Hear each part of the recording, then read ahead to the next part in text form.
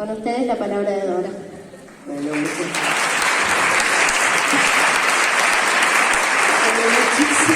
muchísimas gracias, querido Carlos, y el mundo a Evas. Qué lindo es a Evas.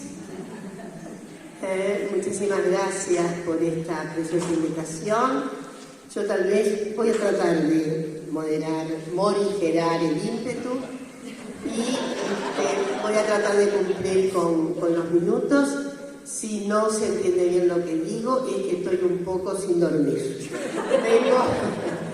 Vengo es absolutamente, como diré, de toda ilogicidad, de una señora de mi edad, venga de la Patagonia acá en un rato.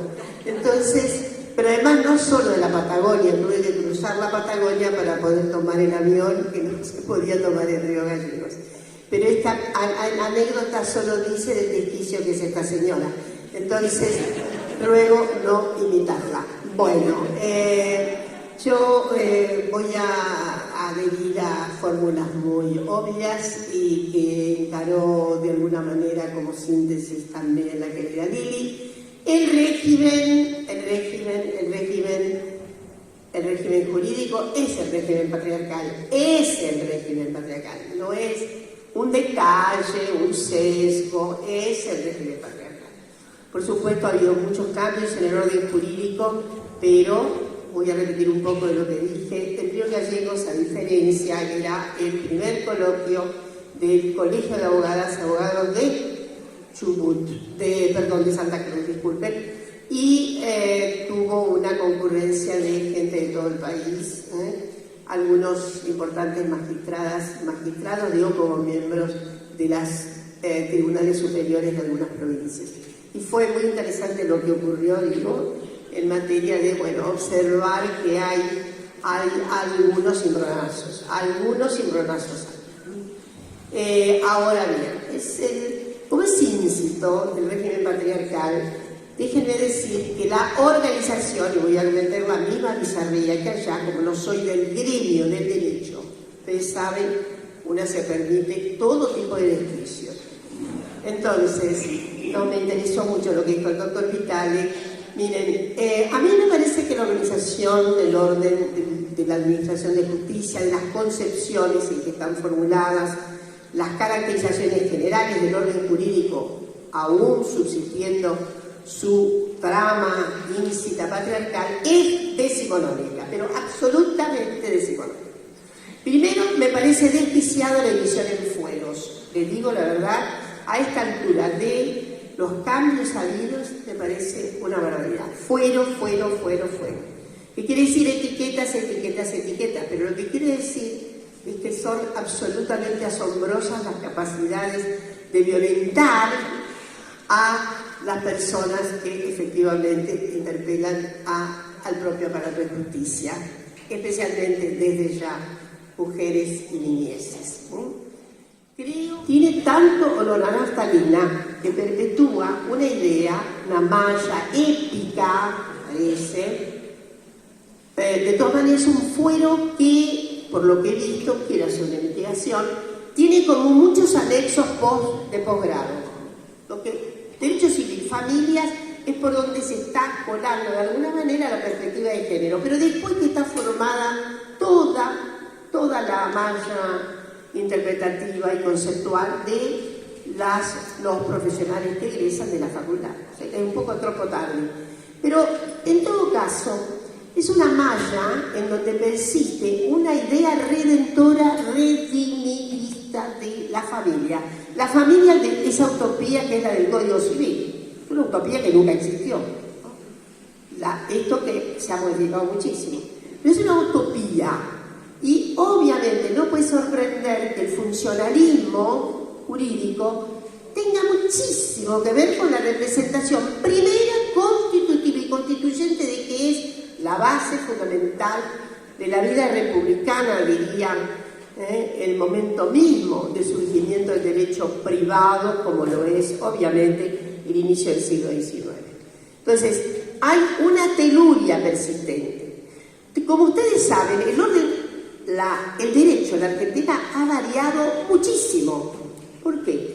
Porque tenemos familias con identidades las más diversas. Pero ahora nos damos cuenta que tenemos muchísimas congéneres sufriendo toda suerte de horrorosas victimaciones, desde luego. La victimación vicaria se ha puesto tan de moda a propósito de las antojadizas formulaciones, sobre todo del orden judicial, ¿no? Entonces, yo creo que tenemos que volver fuertemente nuestra mirada a las niñeces. Sí, con independencia, inclusive, justamente, yo de allí que discuto el fuero familia, discuto. Me parece que tenemos que reemplazarlo por otra cuestión, por otra cuestión. Ahí necesitamos un tópico nuevo, necesitamos mucha creatividad. Me ha gustado mucho, sí, que el doctor Vitale, a mí me parecía que la Cámara Gesell estaba muy gastada en su propósito porque está como súper burocratizada y es ahora un instituto que permite no convalidar el derecho para el cual estaba previsto el dispositivo, ¿no? Entonces hay como unos envilecimientos de ciertos dispositivos y deberían volverse a cosas mucho más seguras y fundamentales. El testimonio en primera persona de las niñeces en situaciones adecuadas y no acompañadas por la película previa de terror, sino decir la verdad, viene el lobo y te va a comer, porque es más o menos lo que dice. A mí me parece que hay que crear mucho. Estoy segurísima que acá hay un núcleo fundante, de mucha creatividad en lo que puede ser la anamnesis jurídica. Una anamnesis jurídica que lleve a un otro estatuto de convalidación. Miren, yo les voy a decir algo. En general, en ese punto hemos ganado las judicializaciones sobre las violencias contra las mujeres, etc. A propósito, sobre todo, de las últimas determinaciones del Tribunal Internacional de la Haya, en que el testimonio de primera persona de la mujer violada, sin otra prueba, debe ser tenida en cuenta. Sin otra prueba. Y es muy interesante lo que hace el fallo, y que fue sostenido, por supuesto, por la Cámara. No importa cuántas veces. No importa. No se debe, y hay una recomendación en ese sentido. No importa. Fue una. Alcanza y sobra. Fue violación. Entonces, hay que encontrar, y acá hay una experticia enorme, extraordinaria, con tanta psicología, trabajadores sociales y demás, además, desde luego, de los calibres jurídicos que están, para promover otras fórmulas en la instancia, clara, inexorable, de la judicialización respecto de los abusos sexuales infantiles. Los abusos sexuales infantiles son yo diría, el único y exclusivo rubro fundamental que no puede no ser judicializado. Miren lo que voy a decir. Hay muchas violencias que sufren las mujeres que pueden no ser judicializadas. Es más, hay que entender caso por caso, circunstancias situadas. Y como dice Lili, hay que saber muy bien, inclusive, qué hacer. Ahora, el abuso sexual infantil no tiene sana colita de rana detrás de una vitrina apropiada, familiar, ni siquiera de círculo. Al contrario. Y tiene que judicializarse. No hay otra. No encuentro otro. Es justamente una circunstancia de tal gravedad en donde se desertizan las posibilidades antipunitivistas que tenemos muchísimas feministas. ¿Está claro? Y esto para mí está muy encarnado desde hace mucho tiempo, ¿no? El mismo tránsito al feminismo, pero creo que de estas cuestiones una ya tenía algo así como una prefiguración acerca de la magnitud del daño en el aparato psíquico Y dados los contextos situacionales, son de las conciencias acerca de los derechos humanos fundamentales, son crímenes insoportables. Se revelan con una imposibilidad de hacer eximentes. No hay eximentes para los crímenes que dañan al aparato psíquico de las niñeces y adolescencias. No hay eximentes.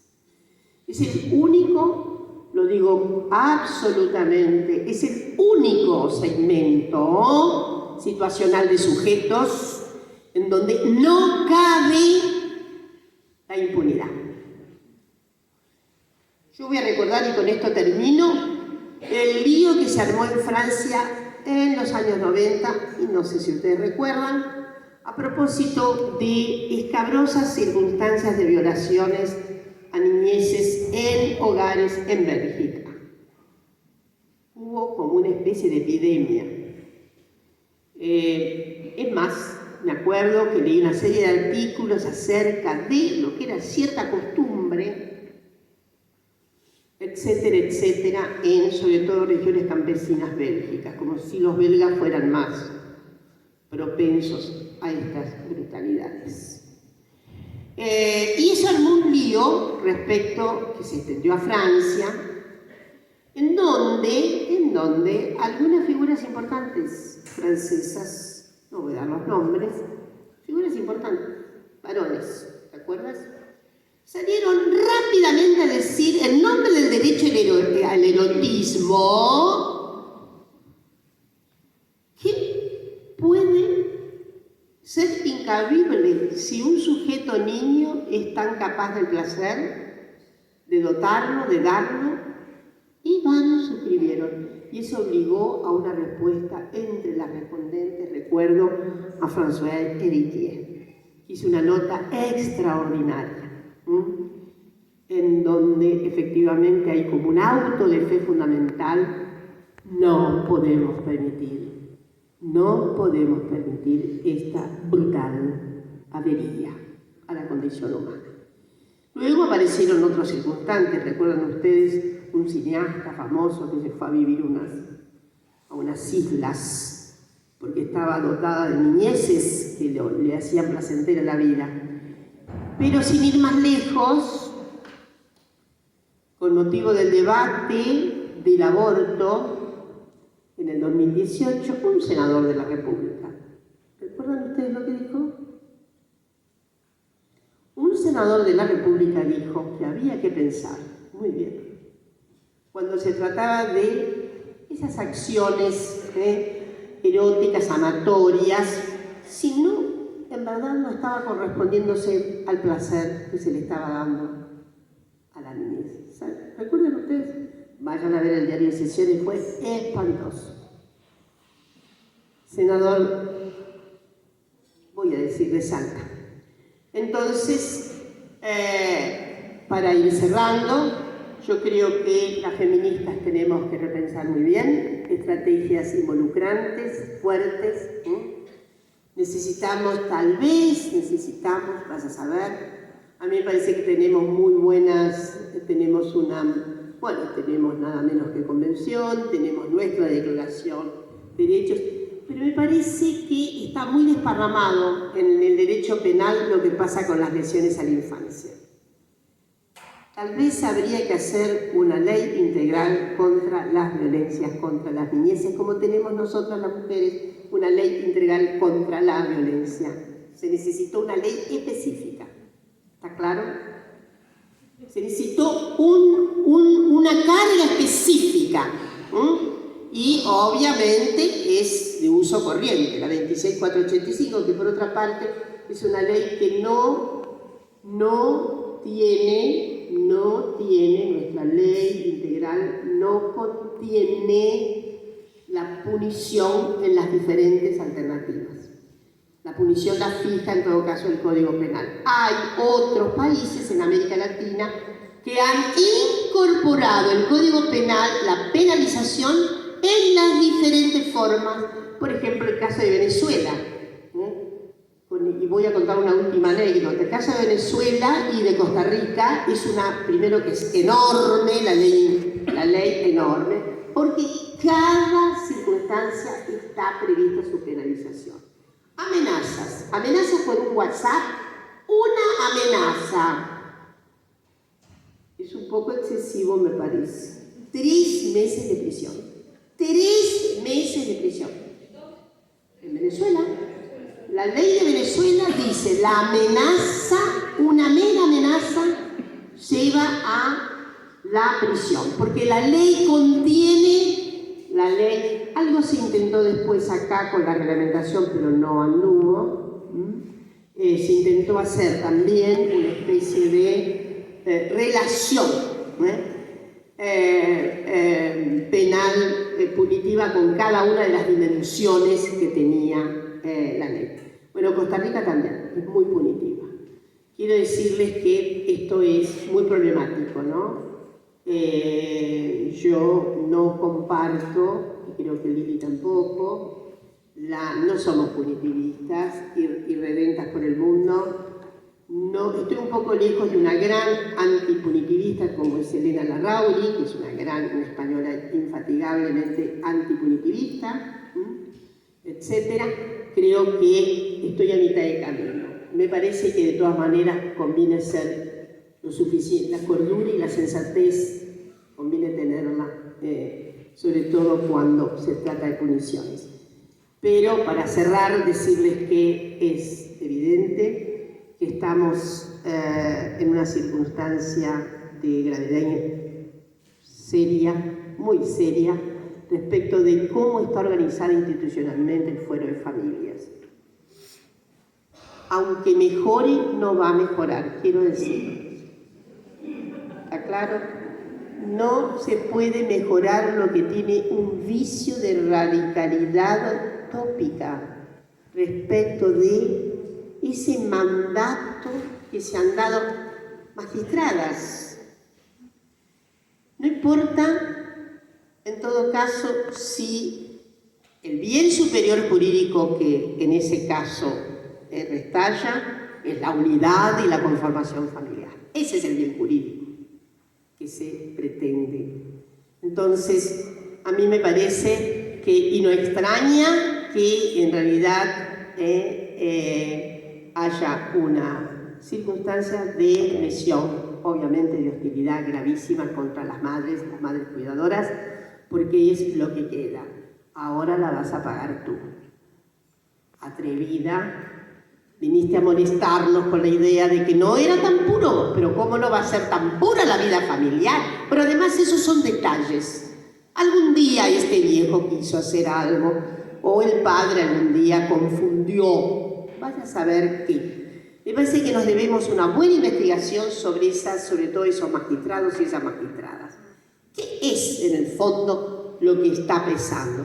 Pero estoy segura que lo que pesa es la matriz patriarcal, el principio de la solidez básica, estructurante, nuclear, institucional de una familia, que es esa que está imaginada en la codificación, más allá de los cambios del derecho enormes, que sugieren toda otra cosa, pero que hacen mantener a rajatabla el estatuto finalmente patriarcal del orden jurídico. En suma, hay mucho que hacer, estoy absolutamente segura. Me parece que hay que pensar en cómo se hace una buena destitución de esas circunstancias institucionales, pero sé que también cuesta mucho revisar cómo están las segmentaciones del propio orden jurídico. Uy, parece una revolución tremenda. Pero me parece también que en esta gran transformación que queremos las feministas de un poder, de un orden judicial, de una administración de justicia feminista, tiene que incorporarse la misma organización tópica que tiene y tiene que interpelar a la formación de les profesionales jurídicos. Sin eso no avanzaremos mucho. Bueno, muchísimas gracias.